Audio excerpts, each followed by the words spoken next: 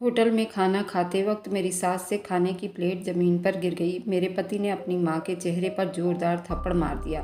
सास रोते हुए बेटे से माफ़ी मांगने लगी और ये देखकर मेरा कलेजा कांप उठा था। मेरी सास एक धार्मिक औरत थी और बहुत ही पूजा पाठ करती थी। हमेशा भगवान का माला जाप करती रहती थी। सुबह ही सुबह उनका देहांत हो गया था। मैं भी अपने पति को छोड़कर अपने माँ बाप के घर आ गई थी और अपने पति पर डिवोर्स का केस कर दिया था। अपना सामान उठाने गई तो पति को देखकर मेरा कलेजा फट गया था, क्योंकि ये था कहानी का शीर्षक। अब सुनिए मेरी पूरी कहानी मेरी जुबानी। मैंने नींद से अचानक आंख खोली तो मैं हड़बड़ाकर उठ बैठी। शोर की आवाज़ बहुत तेज़ थी। मैं जल्दी बिस्तर से उठकर बाहर की तरफ दौड़ी। ये आवाज़ मेरी सास के कमरे से आ रही थी। मैं सास के कमरे के दरवाजे पर रुककर देखने लगी। अंदर का मंजर मेरा होश उड़ाने के लिए काफ़ी था। मेरा पति सास के बाल पकड़े उन्हें न जाने क्या धमकियाँ दे रहा था। मैं आंखें फाड़े ये मंजर देखने लगी। मेरा दिल जैसे किसी ने मुट्ठी में जकड़ लिया हो। मेरी सास रोती हुई सूरत बनाए खुद को छुड़वाने की कोशिश कर रही थी। मेरे होश हवास ये देखकर बिल्कुल सुन्न हो रहे थे। मैं जल्दी आगे बढ़ी। ये क्या कर रहे हैं आप? छोड़ दो उन्हें। मैंने अपनी सास को छुड़वाने की कोशिश की तो मेरे पति ने झटके से सास के बाल को छोड़ दिया और एक गंदी सी गाली देकर गुस्से में चीज़ों को तोड़ फोड़ करके तेजी से बाहर निकल गया। मेरी सास ने रोते हुए मेरा बाजू पकड़ा। तुम्हारा बहुत बहुत धन्यवाद। उनकी दर्दनाक आवाज़ सुनकर मेरा दिल तड़प उठा था। मैं हैरान थी। कोई बेटा अपनी माँ के साथ ऐसा सलूक कैसे कर सकता था। आप आराम करिए, मैं आपके लिए नाश्ता बनाकर लाती हूँ। मैंने अपनी सास को तसल्ली दी। जल्दी अपने पति के तलाश में बाहर निकल गई ताकि उससे इस बारे में बात कर सकूं, मगर मेरा पति घर से बाहर निकल चुका था। मैं हैरान परेशान चूल्हे के आगे खड़ी सोच में गुम थी। मंजर मेरी नज़रों के सामने घूम रहा था। मैं बहुत बेचैन थी। मुझे अपने पति की हरकत किसी तरह भी स्वीकार नहीं थी। मैं गर्मा गर्म नाश्ता बनाकर अपनी सास के लिए ले गई तो उनके गालों पर लुढ़कते आंसू देखकर मेरा दिल दुखी से भर गया। आप नाश्ता कर लो। मैंने आगे बढ़कर उनके आंसू पोंछे। नाश्ता उनके सामने रख दिया। वे चुपचाप एक एक निवाला मुंह में डालने लगी। मैं तेज़ी से उठकर बाहर निकल आई क्योंकि मेरी अपनी आंखों से आंसू बहने वाले थे। मैं कमरे में टहल टहल कर अपने पति का इंतज़ार कर रही थी। उससे बात किए बिना मुझे सुकून न आने वाला था। मेरा नाम कनक है। मेरे माँ बाप पढ़े लिखे लोग नहीं थे, मगर वह एक अच्छे और संस्कारी परिवार से संबंध रखते थे। वे दोनों ही सुलझे हुए थे। पापा को जहाँ खानदानी रीति रिवाज का बहुत मान सम्मान था, वही माँ भी संस्कारी थी। उनके अंदर संस्कार कूट कूट कर भरा हुआ था। हम गरीब जरूर थे और कुम्हार थे। मिट्टी के बर्तन बनाकर थोक के भाव में सेल किया करते। हम लोगों के अंदर मेहनत मजदूरी कूट कूट कर भरा हुआ था। हम बहन भाइयों को न सिर्फ पाला था बल्कि पढ़ाई भी करवाई थी, मगर कभी किसी के सामने हाथ नहीं फैलाया था और न ही अपनी समस्याएं किसी से बताई थी। घर में बेशक हमने चटनी रोटी खाई या पानी से रोटी खाई, माँ ने कभी अपने मायके वालों के सामने अपनी समस्याओं का रोना नहीं रोया। माँ का कहना था, किसी को अपनी समस्याएं बताने का मतलब ये है कि आप उनसे मदद की उम्मीद रखते हो, इसलिए कभी अपने बुरे हालात के बारे में किसी को कोई बात ना करो, मगर मेहनत मजदूरी करके अपने हालात बदलने की कोशिश करो। पापा के तौर तरीके, समझदारी, उनका रहन सहन का तरीका देखकर हम सब बहन भाइयों का मिजाज भी माँ और पापा की तरह था। माँ पापा को झूठ बोलना और गलत काम करना बिल्कुल पसंद नहीं था, इसलिए हम सब बहन भाई माँ पापा के सामने झूठ बोलने से कतराते थे और कभी भी किसी भी बात के लिए झूठ का सहारा नहीं लेते। माँ ने हमारी परवरिश बहुत अच्छे वसूलों पर की थी। मैं जबकि घर में बड़ी थी, इसलिए माँ का संस्कार मुझ में कूट कूट कर भरा हुआ था। मैं स्कूल से आने के बाद माँ के घर के कामों में मदद करवाती और छोटे बहन भाइयों को भी पढ़ाया करती। माँ मुझसे बहुत खुश होती थी क्योंकि माँ की बहुत ही बात मानने वाली बेटी थी। ये सब कुछ मैंने माँ और पापा से ही तो सीखा था। माँ और पापा खुद पढ़े लिखे नहीं थे, लेकिन उन्हें अपने बच्चों को पढ़ाने का बहुत शौक था। उन्होंने हम सब बहन भाइयों की पढ़ाई पर बहुत ध्यान दिया था और हम सब ही हर साल अच्छे नंबरों से पास हो जाते थे। परिवार में किसी को मालूम नहीं था कि हमारे घर के हालात क्या है, बल्कि परिवार के सभी लोग हमें खाते पीते लोग समझते थे।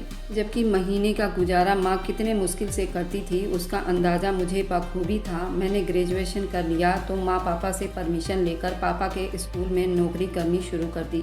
माँ और पापा नहीं चाहते थे कि मैं नौकरी करूँ। उनका कहना था मैं अपनी पढ़ाई पर ध्यान दूँ, मगर मैं ये देख रही थी बहन भाइयों के बड़े होने के साथ साथ घर की समस्याएं और ज़्यादा बुरी हो रही थी। क्योंकि अब उनके पढ़ाई पर पैसे ज़्यादा खर्च होने लगे थे और घर के राशन में भी अब ज़्यादा पैसे लगते थे। इसलिए मैं चाहती थी कि पापा का सहारा बनूं। मैं ये देख रही थी कि पापा की तबीयत कुछ दिनों से ख़राब रहने लगी थी, मगर वह फिर भी परवाह नहीं करते थे और बराबर मेहनत में लगे रहते। मेरी माँ घर में छोटे मोटे काम करके कुछ पैसे कमा लिया करती, मगर वह कमाई भी हमारे पढ़ाई में खर्च हो जाते। हमें तो और पैसों की ज़रूरत पड़ती और इसलिए मुझे ही आगे आना था, क्योंकि मेरा भाई घर में सबसे छोटा था। फिलहाल तो उससे जिम्मेदारी की उम्मीद ना रखी जा सकती थी। मैंने फैसला किया मैं पापा का बेटा बनकर दिखाऊंगी। माँ पापा ने मेरी ज़िद देखते हुए मुझे परमिशन दे दी थी। मैंने पास के स्कूल में नौकरी करनी शुरू कर दी। मेरी तनख्वाह ज़्यादा तो नहीं थी, मगर फिर भी कुछ ना होने से तो अच्छा ही था। मैं उस तनख्वाह से घर के घरेलू खर्च तो पूरा कर ही लेती थी। जब मैं पहली बार तनख्वाह पापा को देने की कोशिश की तो उन्होंने साफ मना कर दिया। उनका कहना था कि बेटी के पैसे अपने हाथ में नहीं पकड़ सकते। यही बात माँ ने भी कही, तुम ये पैसे अपनी शादी के लिए जोड़ लो। हमारे पास इतना नहीं है कि हम तुम्हें अच्छा दहेज दे सकेंगे। तुम अपनी मर्जी से अपनी ज़रूरत की चीज़ें ले लिया करो। मैंने कुछ पैसों की कमेटी डाल ली और बाकी पैसे घर के खर्च में लगा दिए। घर की समस्याओं में माँ पापा का हाथ बटाने की ये मेरी मामूली सी कोशिश थी। मैं अक्सर अपने बहन भाइयों की इच्छाएं पूरी कर दिया करती थी और अगर घर के लिए कोई सौदा या किसी चीज़ की ज़रूरत होती तो मैं अपने छोटे भाई से मंगवा लिया करती। मैं खुश थी कि मैं अपने पापा का सहारा बन रही थी। मैंने अपनी पढ़ाई अधूरी नहीं छोड़ी थी, बल्कि नौकरी के साथ साथ अपनी पढ़ाई पर भी ध्यान दे रही थी। मेरा इरादा था कि मैं पढ़ाई पूरी करने के बाद किसी अच्छे स्कूल में नौकरी के लिए अप्लाई कर दूं, ताकि मेरी तनख्वाह और बढ़ सके। जब मैंने ग्रेजुएशन पूरी की, टीचर ट्रेनिंग की, तो मैंने वह नौकरी छोड़कर किसी दूसरे स्कूल में नौकरी कर ली। ये स्कूल पहले वाले स्कूल से बहुत अच्छा था और यहाँ पर काफ़ी कुछ सीखने का मौका मौजूद था। उसके साथ साथ तनख्वाह भी अच्छी थी। मैं स्कूल में अपने काम से काम रखती थी, जबकि मैं बहुत मेहनती लड़की थी और मैं प्रिंसिपल के नज़रों में आ गई। वो मेरे काम को बहुत सराहने लगी, मुझे पसंद करने लगी, क्योंकि मैं स्कूल के बच्चे को पूरी ईमानदारी और दिल के साथ पढ़ाया करती थी। मैंने कभी किसी बच्चे को नहीं डांटा, फिर भी वो मेरे पढ़ाने से बोर नहीं होते थे। वे दिल लगाकर पढ़ते थे और अच्छे नंबरों से पास हो जाया करते थे। स्कूल की इंचार्ज मुझसे बहुत खुश थी। फिलहाल उन्होंने मुझे जल्दी तरक्की दी और मेरी तनख्वाह भी बढ़ा दी। मैं खुश थी और मैं अपने स्कूल के बच्चों को पढ़ाने के साथ साथ अपनी डिग्री भी पूरी कर रही थी। मेरी किसी से ज़्यादा दोस्ती तो नहीं थी। मैं अपनी दुनिया में मगन रहती थी। आप क्या सारा दिन काम में मगन रहती हैं या कुछ खाती पीती भी हैं? मैं धूप में बैठकर स्कूल के बच्चों की कापियाँ चेक कर रही थी। तभी मुझे अपने पीछे एक मर्दाना आवाज़ सुनाई दी, तो मैंने चौंक कर देखा। वह कोई नौजवान था जो मुझे खड़ा होकर देखकर मुस्कुरा रहा था।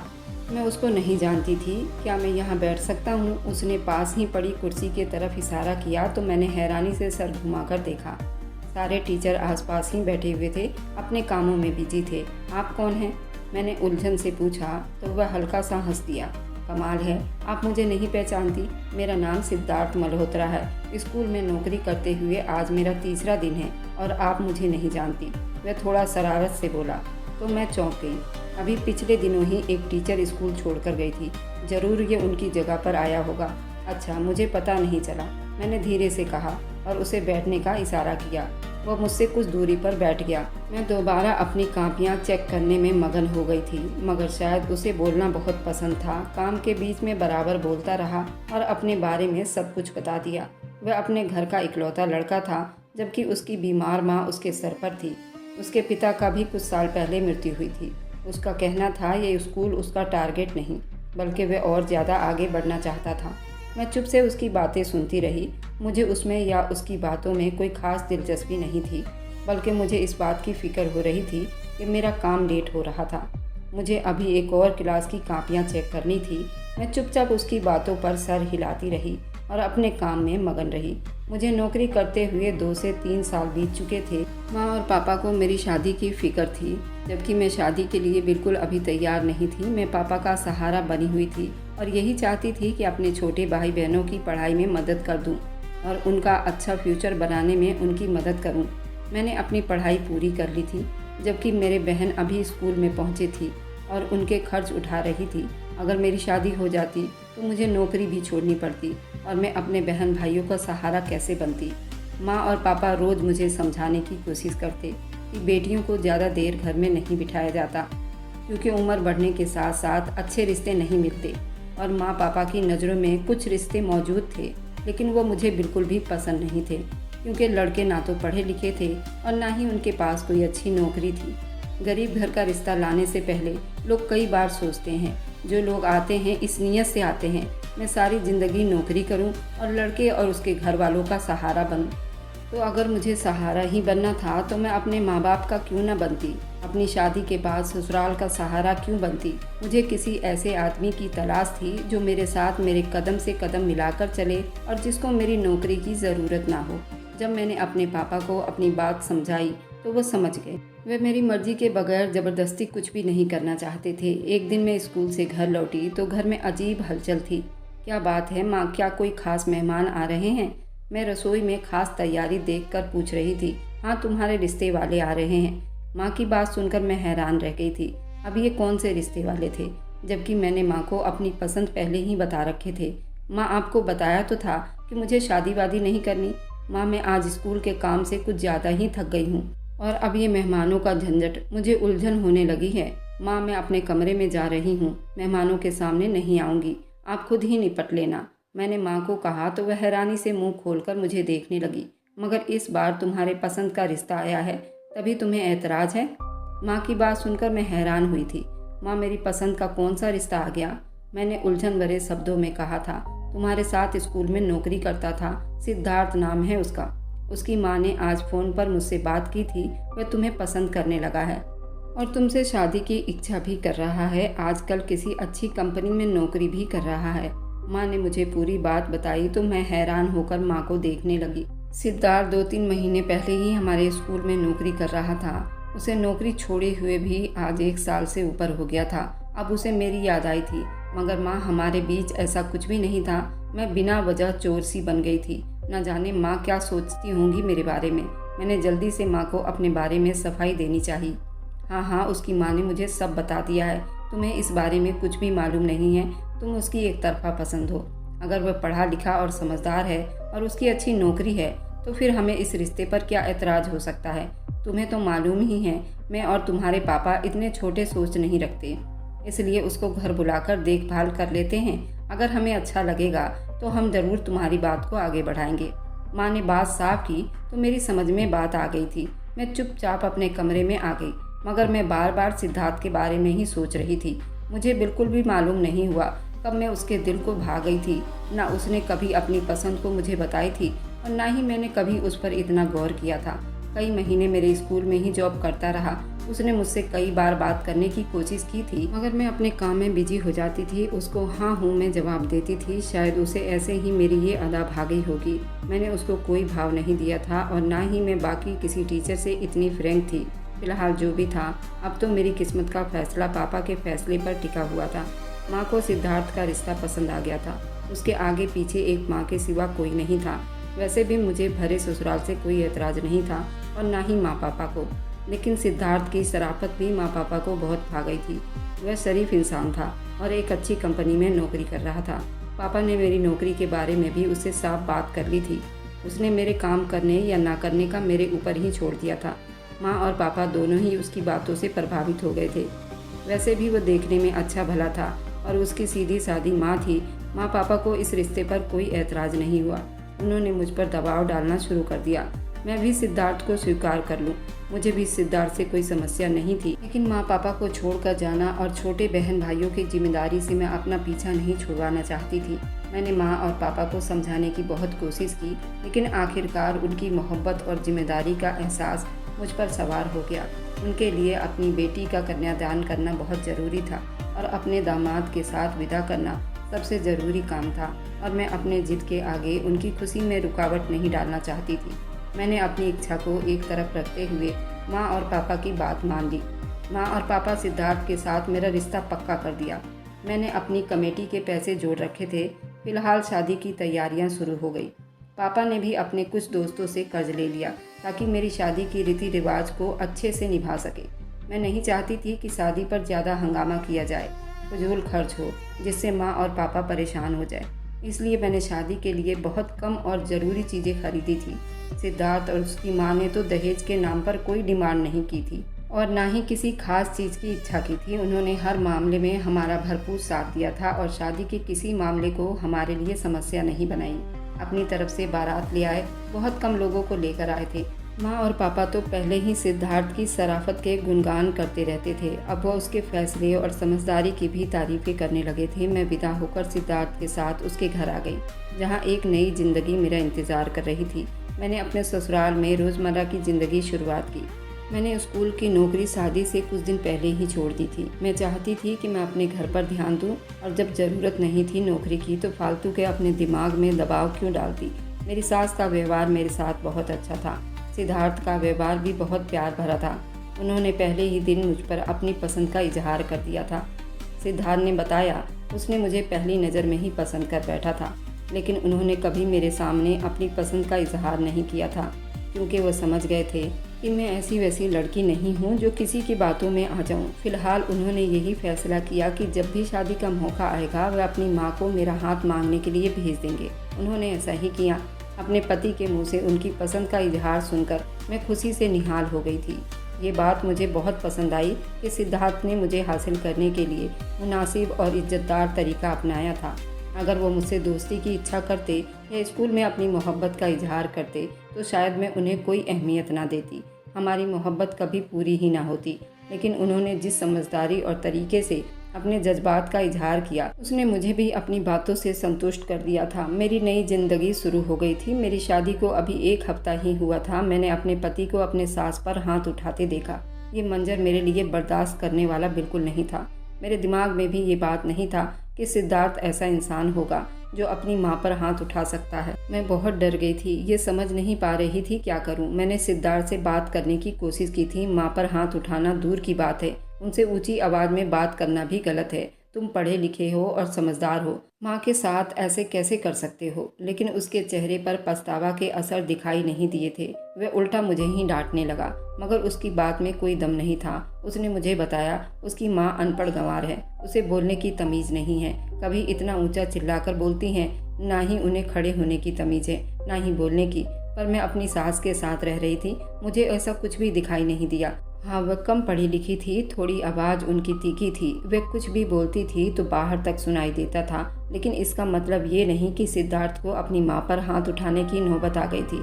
किसी किसी का बोलने का तरीका यही होता है। इसका मतलब ये नहीं है कि वो बदतमीज है। सिद्धार्थ को भी इतना पढ़ाया लिखाया, इस काबिल बनाया। अगर वह कोई बुरी औरत होती तो वह इस मुकाम पर ना होता। वह इस बात को आराम से भी तो समझा सकता था। मुझे इस वक्त सिद्धार्थ पर बहुत ज़्यादा गुस्सा आ रहा था। मुझे समझ नहीं आ रहा था आखिर ऐसी क्या वजह थी कि उसे अपनी माँ पर हाथ उठाना पड़ा था। सिद्धार्थ के पास कोई ठोस वजह नहीं दिखाई दिया। मेरी माँ जाहिल औरत है, वह पढ़ी लिखी नहीं। उसके शब्द ने मुझे और ज़्यादा हैरान किया था। क्या माँ बाप को उनके अनपढ़ जाहिल होने की वजह से उन्हें जलील किया जाए? मेरे अपने माँ बाप भी ज़्यादा पढ़े लिखे नहीं थे, लेकिन उन्होंने मुझे ज़िंदगी के तमीज़ और समझदारी सिखाई थी। माँ बाप के एक्सपीरियंस और कुर्बानियाँ बच्चों के लिए सबसे पहली मंजिल होती है। ये बात मैं सिद्धार्थ को चाहकर भी नहीं समझा पा रही थी। मुझे एहसास हो चुका था सिद्धार्थ को समझाना बेकार है, लेकिन मैंने फिर भी अपनी कोशिश चालू रखी थी। शायद उसे अपनी गलती का एहसास हो जाए। मैं सिद्धार्थ को समझाने की कई तरीके निकाले और उसे कहा कि वह आइंदा कभी अपनी माँ पर हाथ नहीं उठाएगा। माँ की गरिमा और उनकी इज्जत का ध्यान रखना हम बच्चों पर अपने अपने माँ बाप का कर्तव्य है। मैंने सिद्धार्थ को धार्मिक तरीके से भी समझाया था। इस संगीन पाप करने के बारे में उसे डराया था, वह दोबारा ऐसी हरकत ना करे। इस किस्से के बाद सिद्धार्थ की इज्जत मेरे दिल में कम हो गई थी। मैंने ये महसूस किया था कि मैं सिद्धार्थ को दोबारा ऐसा कोई मौका न आने दूंगी, उसको अपनी माँ पर हाथ उठाना पड़े। मैं अपनी सास की बहुत इज्जत करती और उनका बहुत ख्याल रखती थी। उनकी सेवा में कोई कमी नहीं आने देती। मैंने जल्दी ही घर का सारा काम संभाल लिया था। काम करने की मुझे शुरू से ही आदत थी। मैं अपने माँ बाप का भी बहुत ख्याल रखती थी और अब मेरी सास की जिम्मेदारी भी मेरा कर्तव्य था और उनका सेवा करना भी मेरा ही कर्तव्य था। मेरी माँ थी, वैसे भी मेरे पति का रवैया उनके साथ अच्छा नहीं था, इसलिए मेरी सारी हमदर्दियाँ अपनी सास के साथ ही थी। मैंने अपनी सास के व्यवहार पर नज़र रखनी शुरू कर दी ताकि ये जान सकूं कि आखिर मेरे पति उनसे इतना गुस्सा क्यों रहते हैं। लेकिन मैंने उनके व्यवहार में कोई ऐसी बात नहीं देख पाई थी। वह एक साधारण औरत थी। पूजा पाठ भी थोड़ी तेज आवाज़ में करती थी, बाहर तक सुनाई देता था। वह जितना धार्मिक थी अपने हिसाब से सही बोलती थी। उनमें कोई भी ऐसी बुराई नज़र नहीं आती थी। वो मीट, मछली, अंडा ये सब कुछ नहीं खाती थी, ना ही घर में बनाती थी। और सिद्धार्थ ये सब कुछ खाता था, ज़बरदस्ती अपनी माँ से बनवाता था। अगर वो मना करती तब भी उनको जाहिल गंवार बोलता।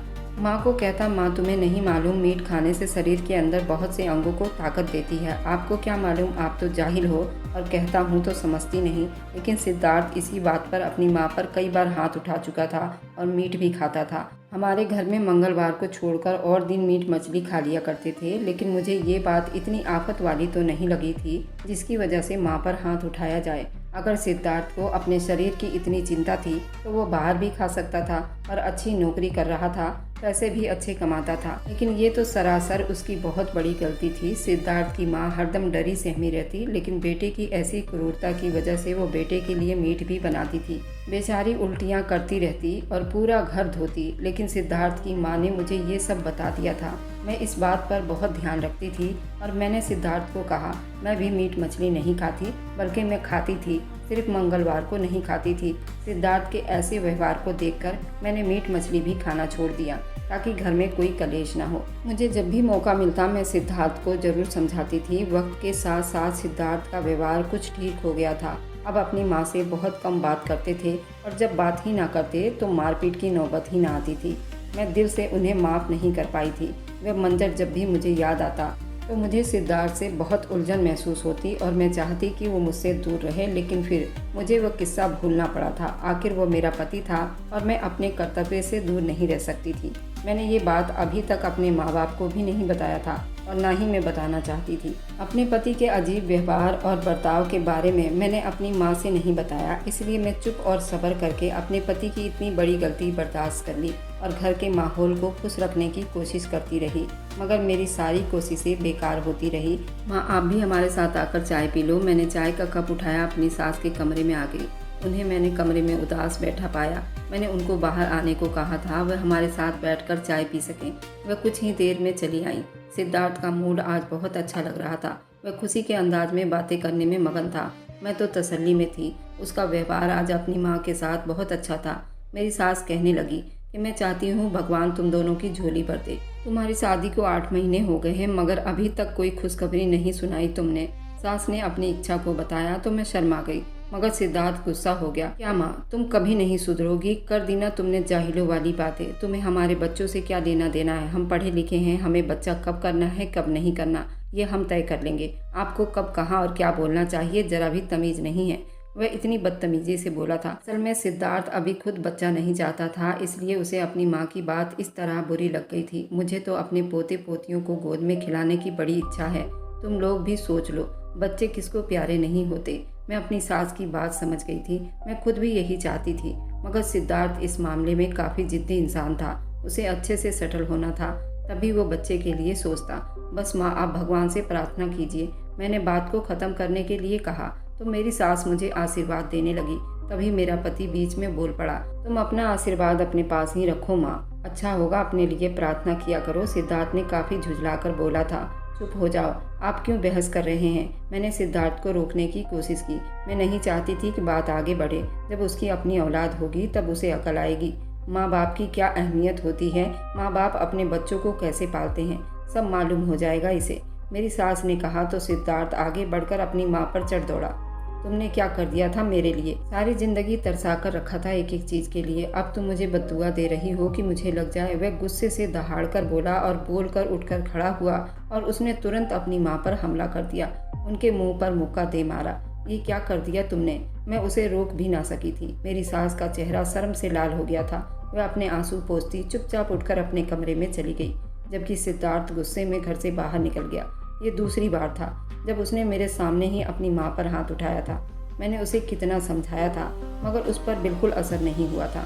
उसे शायद अपनी माँ को मारने की आदत थी, तभी तो उसका हाथ खुद ब खुद उठ जाता था, मगर अपनी आदत सुधारने की हल्की सी भी कोशिश ना करता। न जाने उसकी कैसी परवरिश हुई थी। ये सब कर रहा था। मुझे बेहद शर्मिंदगी हो रही थी, भला उनका कसूर ही क्या था। मैंने सोच लिया था इस बार मैं सिद्धार्थ से आराम से बात नहीं करूंगी, बल्कि उसको साफ साफ बता दूंगी कि मैं ये बर्दाश्त नहीं कर सकती। अगर मैं इस मामले में चुप कर जाती तो खुद भी पापन होती। सिद्धार्थ जब घर आया उसका गुस्सा ठंडा हो चुका था। कनक, खाना तो ला दो, बड़ी भूख लगी है। उसके व्यवहार से ऐसा पता नहीं चल रहा था जैसे कुछ हुआ ही ना हो। मैंने खाना गर्म करके उसके सामने लाकर रख दिया। तुम भी आ जाओ। उसने खाना शुरू किया तो मुझे यूं ही बैठा देखकर बोला, नहीं मुझे भूख नहीं। मैंने अपनी सास को पहले ही खाना खिला चुकी थी।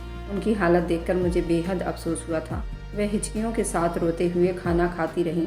देखो बहू, जब बेटा 2 वक्त की रोटी खिलाता है तो कैसे जलील करता है। वह रोते हुए हिचकियों से कह रही थी। मेरी तो हिम्मत भी ना थी कि उनका सामना करूं, मगर मैं उनको खाना खिलाए बिना कैसे सोने देती। आप उनको माफ़ कर दो माँ, उनके लिए अपने मुंह से कभी शराब मत निकालना। मैंने अपनी सास के सामने हाथ जोड़कर अपने पति के व्यवहार की माफ़ी मांगी थी। चल पगली, तू क्यों शर्मिंदा होती है, तेरी इसमें कोई गलती नहीं। ये तो जब से जवान हुआ है इसी तरह मेरे साथ करता है। इसे लगता है इसने मुझे पैदा किया, इतना पढ़ लिख कर समझदार बनता है। इसे ये नहीं पता उसे पढ़ाने के लिए मैंने कितने अरमानों को पानी में बहा दिया। उसे तो लगता है वह सब कुछ जन्म होते ही सीख गया था। तू तो बहुत अच्छी है, भगवान तुझे सुखी रखे। उन्होंने मुझे आशीर्वाद दिया तो मैं उनका पैर छूते बर्तन समेट कर निकल आई थी। तब से अब तक मैं सिद्धार्थ का इंतजार कर रही थी। अपनी माँ के कमरे में जाने और माफ़ी मांगने की बजाय वह खाना मंगाकर खाने में मगन था। सिद्धार्थ, मैंने फैसला कर लिया है, मैं और ज़्यादा इस घर में नहीं रह सकती। मैंने उसे अपना फैसला सुनाया तो वह दंग रह गया। ये क्या कह रही हो? उसने तुरंत खाना छोड़ दिया था, मेरी तरफ देखा। मैं तुम्हारी माँ के साथ ये व्यवहार और ज़्यादा बर्दाश्त नहीं कर सकती। मैं तुम्हें समझाने की बहुत कोशिश की, मगर तुम मेरी बात नहीं समझ सकते, क्योंकि तुम्हें आदत पड़ गई है और ये आदतें इतनी आसानी से नहीं बदलती। इसलिए मैंने यही अच्छा समझा है कि मैं इस घर को छोड़कर चली जाऊंगी। मैंने अपनी बात पति को समझाने की कोशिश की, वो हैरान रह गया। मैं कोशिश तो कर रहा हूँ, प्लीज़ ये बात ख़त्म कर दो। तुम क्यों ये सब कुछ बर्बाद करने पर तुली हुई हो? वह खुद ही मुझे गुस्सा दिलाती है। सिद्धार्थ को अपने व्यवहार पर कोई भी पछतावा नहीं था। मुझे लगता था अगर कोई अपनी माँ पर जुल्म करता है तो वह कुछ भी कर सकता है। सिद्धार्थ जब अपनी माँ पर हाथ उठा सकता है तो मुझ पर भी उठा सकता था। अभी तो उसकी माँ उसका गुस्सा सहने को मौजूद थी। अगर उसकी माँ इस दुनिया में ना रही तो उसका अगला निशाना मैं ही बनती। मैंने दिल में फैसला किया था, इस बारे में अपने इरादे पर अटल रहूंगी। सिद्धार्थ से बात करना फिजूल लग रहा था। फिलहाल मैं उठकर अपना सामान समेटने लगी। सिद्धार्थ, मैं ऐसा व्यवहार अब ज़्यादा बर्दाश्त नहीं कर सकती, मुझे माफ़ कर दो। ऐसा दोबारा नहीं होगा। मैं अपनी तरफ से बहुत कोशिश करता हूँ, लेकिन कोई ना कोई बात हो जाती है। मुझे थोड़ा वक्त दो। मगर तुम इस तरह मुझे छोड़कर चली जाओगी तो मेरा व्यवहार बदल जाएगा। नहीं, ऐसा करने से तो मैं और ज़्यादा डिप्रेशन का शिकार हो जाऊँगा। प्लीज़ मेरे खातिर ना सही, अपनी सास के खातिर ही रुक जाओ। और सिद्धार्थ की बातें सुनकर मुझे अजीब लग रहा था, क्योंकि वो मुझे रोकने के लिए अपनी माँ का ही सहारा ले रहा था। ये सब मेरे लिए बर्दाश्त से बाहर था। कनक, मैं वादा करता हूँ मैं खुद को ठीक करने की कोशिश करूँगा और अपनी माँ से माफ़ी मांग लूँगा। मैं जानता हूँ ऐसा करना बहुत गलत है, मगर मैं गुस्से में ऐसा कर देता हूँ और फिर अपने आप पर काबू नहीं रह पाता। सिद्धार्थ की बातें सुनकर मैं सोच में पड़ गई थी। शायद मुझे उसे एक और मौका दे देना चाहिए था। वैसे भी माँ पापा के चौखट पर जाकर बैठना नहीं चाहती थी। उन्होंने कितनी मुश्किलों से तो मेरी शादी की थी। अब वापस जाकर उन पर बोझ बनना अच्छी बात नहीं थी। पति को एक और मौका दे देना चाहिए। वैसे भी सिद्धार्थ का व्यवहार मेरे साथ बिल्कुल ठीक ठाक था। उसने कभी ना तो मुझ पर गुस्सा किया था और ना ही हाथ उठाया था, क्योंकि वह अपना सारा गुस्सा अपनी माँ पर ही उतार लिया करता था। उसे माँ की बात सुनकर एकदम ही गुस्सा आ जाया करता था। न जाने माँ पर इतना गुस्सा क्यों करता था। मुझे उसके व्यवहार की समझ नहीं आती थी। अपनी गलती का एहसास कर सकता था, लेकिन वह ऐसा नहीं करता था। शायद उसके पीछे कोई वजह हो।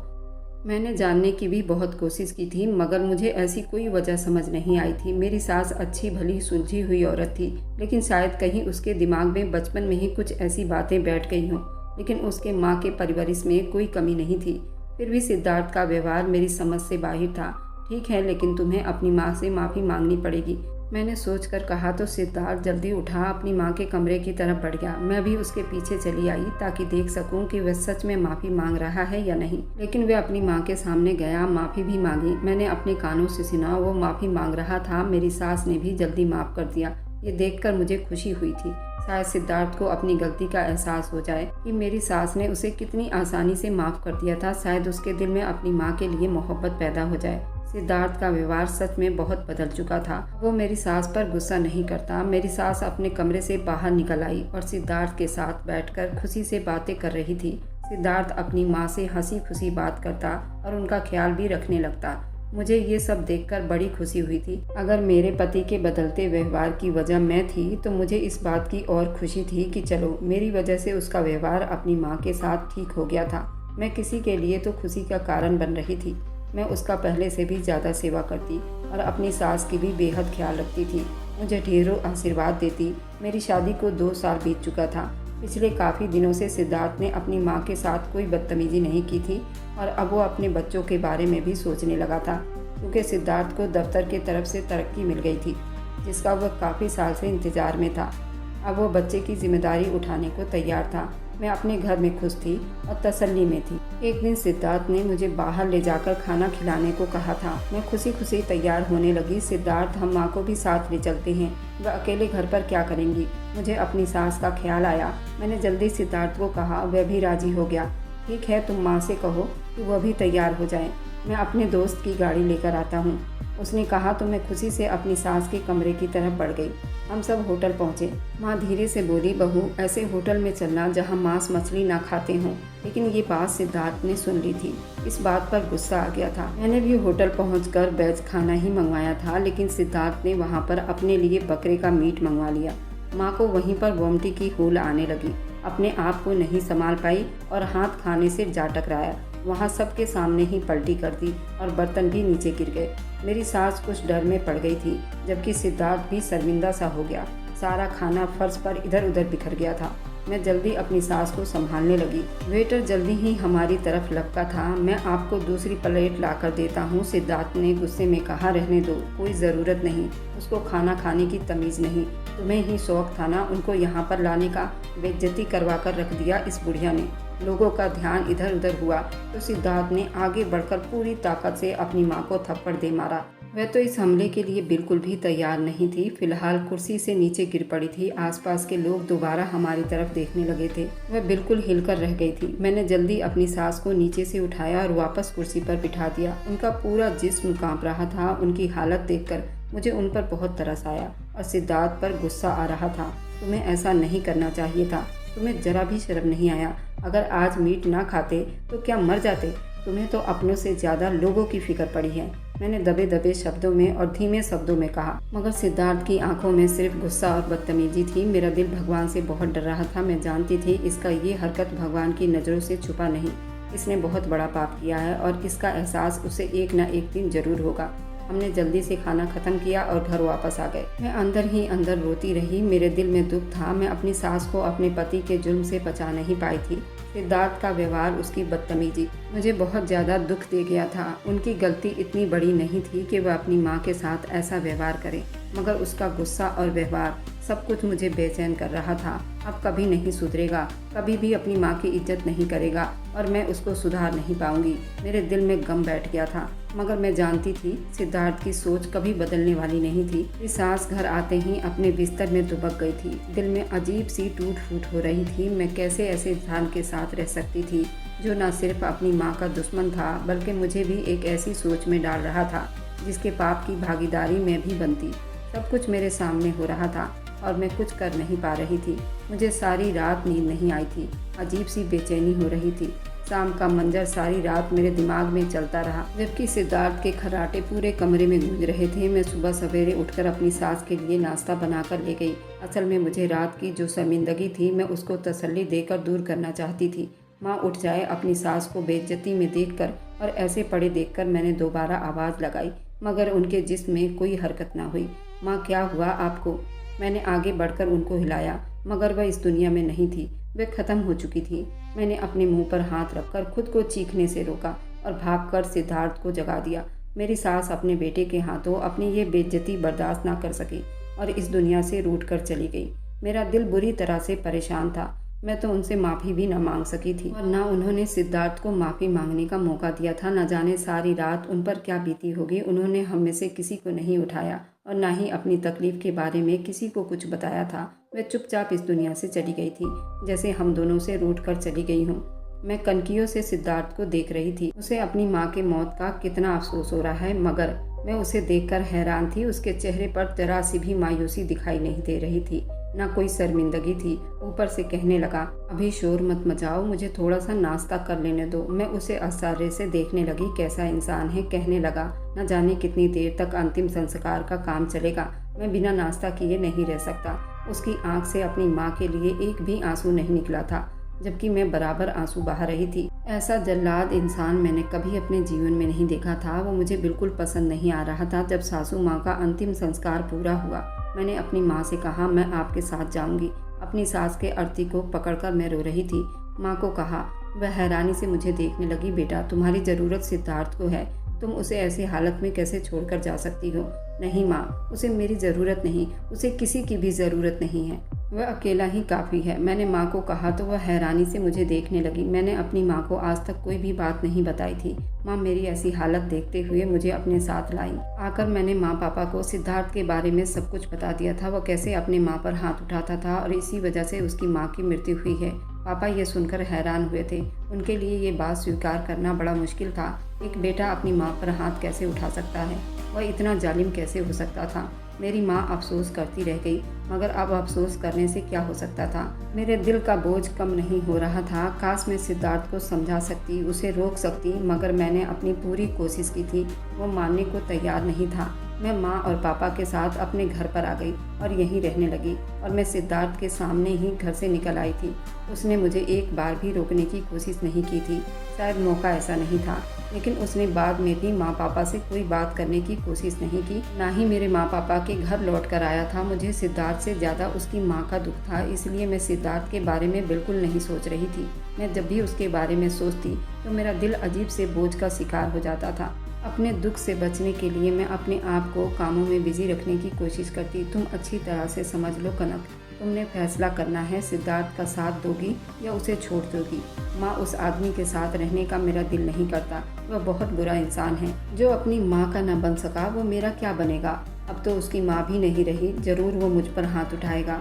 मैं सिद्धार्थ की आदत को अच्छी तरह समझ गई थी, इसलिए माँ पापा से बात की और माँ पापा ने भी मुझ पर ज़्यादा दबाव नहीं डाला। वे नहीं चाहते थे मुझे मजबूर करके दोबारा उसके साथ भेजें।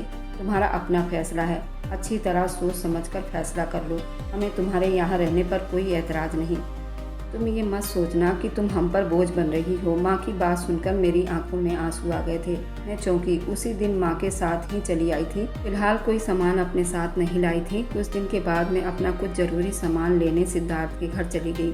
मुझे मालूम नहीं था कि इस वक्त वह घर पर मौजूद था या नहीं। मेरे पास दरवाजे की एक चाबी थी जो उस दिन मैंने अपने पर्स में रख लाई थी। फिलहाल मैं दरवाज़ा खोलकर अंदर दाखिल हो गई। पापा ने मेरे साथ मेरे छोटे भाई को भेजा था। मैंने सोचा था कि जब सिद्धार्थ ड्यूटी पर होगा उसके पीछे से जाऊंगी। मुझे सिद्धार्थ का सामना करना बड़ा मुश्किल लग रहा था। यही सोचकर मैं चाबी से दरवाज़ा खोलकर अंदर दाखिल हो गई, मगर घर में अजीब सी बदबू फैली हुई थी। शायद कई दिनों से सफाई नहीं हुई थी। मैंने सोचा अपने कमरे की तरफ बढ़ी। जो मंजर मेरे सामने आया उसने मेरी सांस रोक दी। कमरे में बदबू ही बदबू फैली हुई थी। सिद्धार्थ जमीन पर गिरा पड़ा था। उसके शरीर पर कीड़े चल रहे थे, लेकिन शायद उसकी सांसें अभी चल रही थी। उसकी आंखें खुली पड़ी थी। उसे देखकर बहुत डर महसूस हो रहा था। मैंने तुरंत पुलिस को कॉल की, एम्बुलेंस को भी बुलाया और उसके ऑफिस में भी फ़ोन किया। जब उसके ऑफिस में फ़ोन किया तो पता चला कि जिस दिन से उसकी माँ की मृत्यु हुई है उसी दिन से वह ऑफिस में नहीं गया, और जब अस्पताल में उसकी जांच हुई तो पता चला उसी दिन उसको पैरालाइज अटैक आया था। यह अपने हाथ पैरों को हिला नहीं पाया था, जिसकी वजह से उसके शरीर में कीड़े पड़ गए थे। पर सिद्धार्थ का दिमाग काम कर रहा था। वह चारों तरफ सबको देख रहा था, पर उसके अपने पैर, हाथ, जुबान कंट्रोल में नहीं था। उसको पैरालाइज अटैक आया था, जिसकी वजह से वो बोल नहीं सकता था। वह बहुत बुरी हालत में था। वह पूरा 1 हफ्ता हॉस्पिटल में रहा। उसके बाद उसकी मृत्यु हो गई। जब सिद्धार्थ को मैंने उस हालत में देखा था, डर की एक लहर मेरे जिस्म में दौड़ गई थी। मेरे दिल में उसके लिए कोई हमदर्दी या अफसोस नहीं था। मैं जानती थी कि जो इंसान अपने पवित्र रिश्ते का अपमान करे उसके साथ यही सब होने वाला था। शायद भगवान उसका पाप इसी तरह धोता। उसे देखकर और लोग भी ऐसे पाप करने से बच जाते, इसलिए शायद उसे इतने दिन जिंदा रखा। क्योंकि मेरे सास की मृत्यु को पूरे 1 महीना होने वाला था, जिस दिन से मैं गई थी उसी दिन उसको पैरालाइज अटैक हुआ था, यानी कि वो 1 महीने से इस घर में पड़ा हुआ था और उसके शरीर में कीड़े पड़ गए थे। इससे बुरा अंजाम तो और कोई हो ही नहीं सकता था। उसके रिश्तेदार भी उसे उसके अंतिम संस्कार में शामिल नहीं होना चाहते थे। कहते थे कि पापी है, यह अपने माँ पर हाथ उठाता था। मैंने उसका क्रियाक्रम करवाया। उसके माँ के आत्मा के शांति के लिए मैंने घर में पूजा पाठ करवाया था, क्योंकि उसकी माँ की पवित्र आत्मा थी और सिद्धार्थ ने उनको बहुत दुख दिया था और भगवान ने उसके पाप की सज़ा इसी दुनिया में सारे रिश्तेदार को और आस पड़ोस को भी दिखा दिया, जिसे देखकर सब कांप गए थे। सिद्धार्थ को जिस किसी ने भी आखिरी बार देखा था, वे भगवान से प्रार्थना किए बिना नहीं रुक पाते थे। हर कोई यही कहता था उसके कर्मों की सज़ा उसे मिल गई है। माता पिता में भगवान बसते हैं और भगवान पर इसने हाथ उठाया है, इसकी सज़ा यही होनी चाहिए। मुझे भी कई साल लगे इस सदमे से बाहर आने में। लोग रिश्तों में उलझ कर रह जाते हैं, कभी पत्नी अच्छी होती है, कभी माँ बुरी होती है, लेकिन हर एक बेटे को यही सीखना चाहिए, किसी भी औरत का अपमान नहीं होना चाहिए। अगर तुम अपनी माँ को इज्जत दोगे, उनका मान सम्मान करोगे, तो भगवान खुद ब खुद तुम्हारे सारे रिश्ते मधुर कर देगा। बेटे को पढ़ाई के साथ दिमाग में ये भी डालना चाहिए कि अपने माँ का और अपनी पत्नी का और अपनी बहन का, हर उस औरत के रिश्ते का मान सम्मान जरूर करे, उसका पहला कर्तव्य होना चाहिए। और मेरी वीडियो आप लोग जहाँ कहीं से भी देखते हैं, कमेंट में अपने शहर का और राज्य का नाम ज़रूर बताइए। मुझे आप लोगों के कमेंट पढ़ने में बहुत आनंद आता है और उन सभी का मैं बहुत बहुत धन्यवाद करना चाहती हूँ। जो लोग मेरी वीडियो को देखते हैं, लाइक करते हैं और शेयर करते हैं। अगर आपको आज की कहानी पसंद आई है तो वीडियो को ज़रूर लाइक कीजिएगा और अपने दोस्तों के साथ शेयर भी कीजिएगा। और हाँ, अगर आपने अभी तक हमारे चैनल को सब्सक्राइब नहीं किया है तो ज़रूर जाकर सब्सक्राइब कर लें। मिलते हैं हम अपनी कल की एक और नई दिलचस्प कहानी के साथ। मुझ पर सदा अपना प्यार और स्नेह बनाए रखें। सभी को मेरा प्यार भरा नमस्कार। दोस्तों, खुश रहें, स्वस्थ रहें, मस्त रहें।